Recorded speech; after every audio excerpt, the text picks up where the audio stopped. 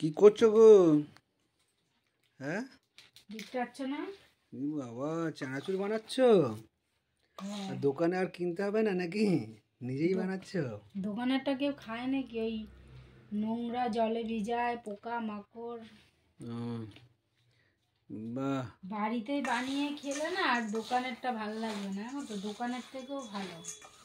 বাহ, দেখেছো? তোমরা দেখো, চানা সুন্দর বাড়ি বলে দাও যে ঘরে বাড়িতে তোমরাও বানিয়ে খাও। ঘরে বাড়িতে ডালমুট বানাচ্ছে, চানাচুর না ডালমুট।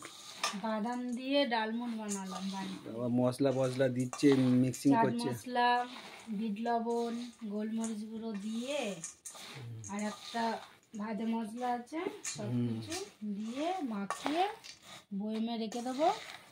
এটাকেই খাবো, আবার শেষ হবে আবার ভাজবো। আমি এটা বানাই, দেখবে ছাড়া আছে। কি সুন্দর লাগে খেতে, দোকানের থেকেও বেশি ভালো লাগে, হেবি সুন্দর লাগে। বাবা, তোমরা খাবে তাহলে চলে আসো। সবাই বাড়িতে বানিয়েই খাবে, দোকানেরটা কিনে কে কে খাবে চানাচুর?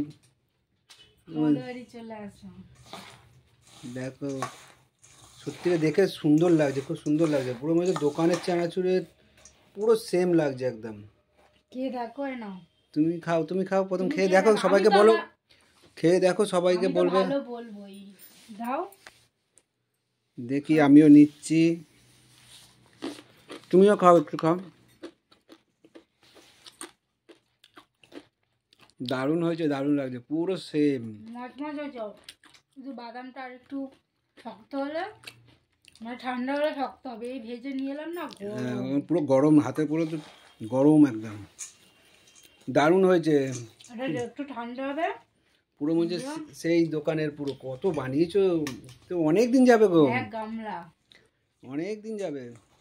এর মধ্যে একটু ওই যে কি পাতা, কারি পাতা ভেজে যদি দেওয়া যেত। দারুণ হয়েছে, দারুণ হয়েছে, খুব সুন্দর। ঠিক দেখো, আছে, কে কে খাবে চলে আসবে। তোমরাও বাড়িতে বানিয়ে খাও। টাটা। Tata tata.